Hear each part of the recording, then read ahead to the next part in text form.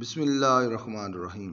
آج کی اچھی بات، ذرا آئینہ لیجئے اور دیکھیے کہ آپ کے چہرے پر اطمینان ہے یا بے اطمینانی۔ لوگوں سے ظلم و زیادتی کر کے اس کے تاثرات آپ کے چہرے پر رہ گئے ہیں، خاص کر کے زبان کا استعمال اور بے دریغ استعمال۔ بنا سوچے بنا سمجھے جو مرضی منہ میں آیا کہہ دیا اور سوچا کہ خیر ہے۔ زبان کے بے دریغ استعمال کے تاثرات بھی اپنے چہرے پہ دیکھیے۔ اپنی زبان، اچھی زبان اچھے تاثر، بری زبان برے تاثرات۔ اگر کسی کو پردہ کرنے کا کہا جائے تو آگے سے یہ جواب ملتا ہے، میرے میاں نہیں مانتے، میری سانس رکتی ہے، میرے سسرال والے ناراض ہوتے ہیں۔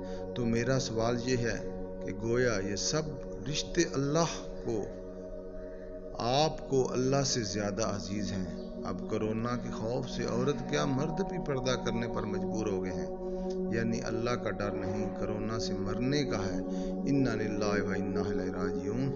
اب نہ ہی تو کسی کے میاں کو اعتراض ہے اور نہ ہی کسی سسرال والوں کو، گویا اللہ کو نہیں دنیا والوں کو حساب دینا ہے۔ نعوذ باللہ۔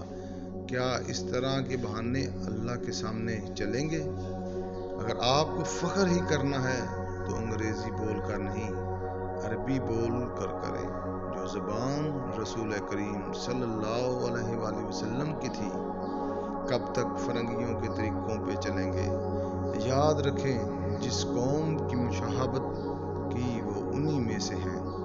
بدعتوں پہ عمل نہ کریں، خود دین سیکھیں اور اپنے بچوں کو سکھائیں اور اپنے لیے صدقہ جاریہ بنائیں۔